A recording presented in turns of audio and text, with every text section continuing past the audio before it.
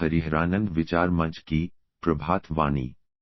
ओम भद्रं कर्णेभ्यः शृणुयाम देवाः, भद्रं पश्येमाक्षभिर्यजत्राः स्थिरैरङ्गैस्तुष्टुवांसस्तनूभिः, व्यशेम देवहितं यदायुः। ओम पूर्णमदः पूर्णमिदं पूर्णात् पूर्णमुदच्यते, पूर्णस्य पूर्णमादाय पूर्णमेवावशिष्यते। ओम शांतिः शांतिः शांतिः। परम पूज्य आत्मन, सुप्रभात।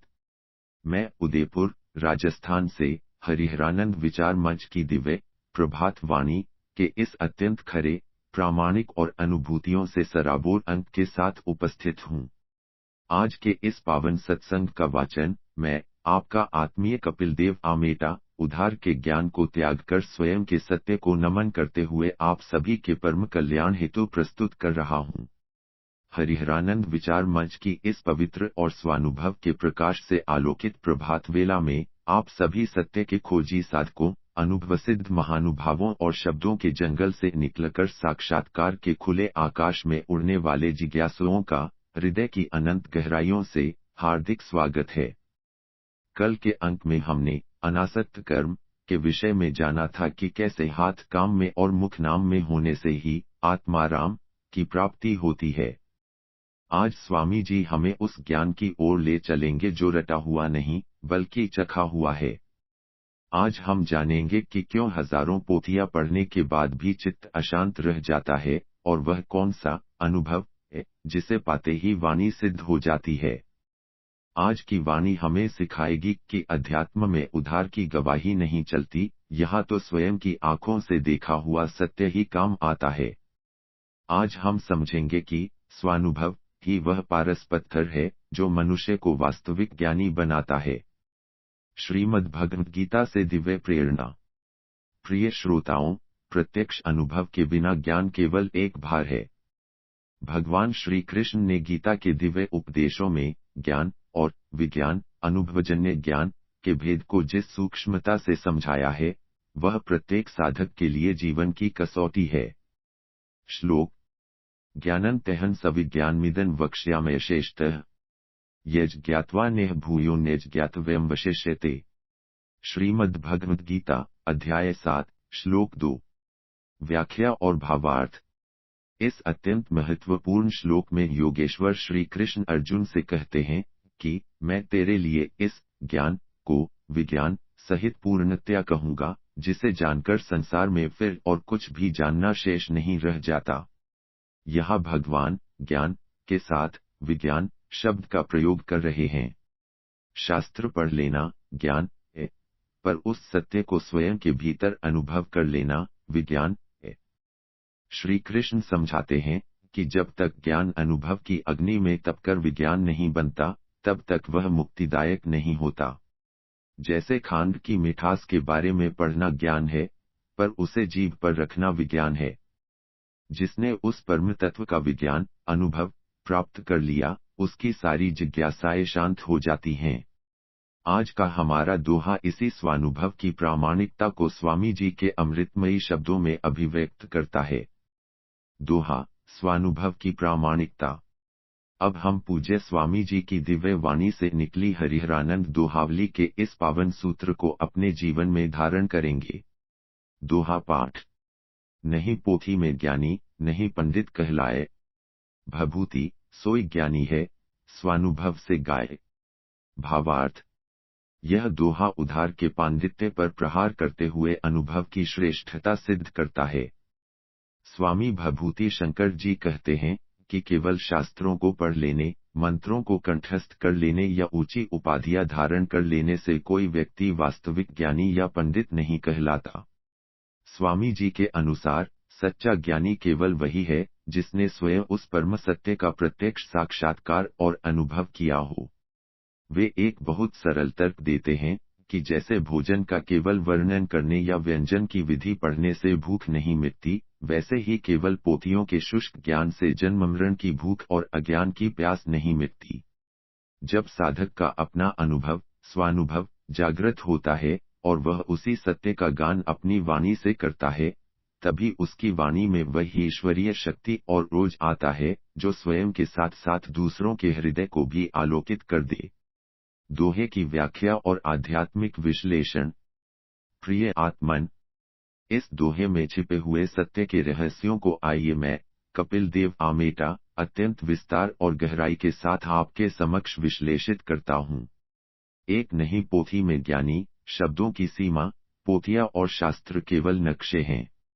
नक्शा देख लेने से आप उस जगह पर पहुंच नहीं जाते। स्वामी जी कहते हैं कि शब्दों के जाल में फंसना अज्ञान का ही दूसरा रूप है। अक्सर लोग शास्त्र रटकर अहंकारी हो जाते हैं कि वे बहुत जानते हैं, पर यदि वह ज्ञान उनके आचरण और शांति में नहीं झलकता, तो वह केवल कागज का फूल है जिसमें कोई सुगंध नहीं।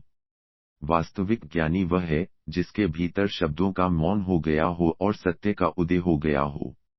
दो सोई ज्ञानी है, अनुभव की कसौटी। अध्यात्म में प्रामाणिकता केवल अनुभव से आती है। स्वामी जी, सोई ज्ञानी उसे कहते हैं जिसकी अपनी आंखें खुल गई हों, जिसने स्वयं को शरीर से अलग आत्मा के रूप में एक बार भी महसूस कर लिया है। उसका विश्वास हजारों तर्क करने वालों से अधिक दृढ़ होता है। स्वानुभव का अर्थ है, मैंने सुना नहीं, मैंने देखा है। जब ज्ञान अपना हो जाता है, तभी वह संकट के समय हमारा साथ देता है। 3 स्वानुभव से गाय वाणी का प्रभाव। जब कोई व्यक्ति पढ़ी पढ़ाई बातें बोलता है, तो वह केवल कान तक पहुंचती हैं। लेकिन जब कोई महापुरुष अपने स्वानुभव से बोलता है, तो उसकी वाणी सीधे हृदय में उतर जाती है।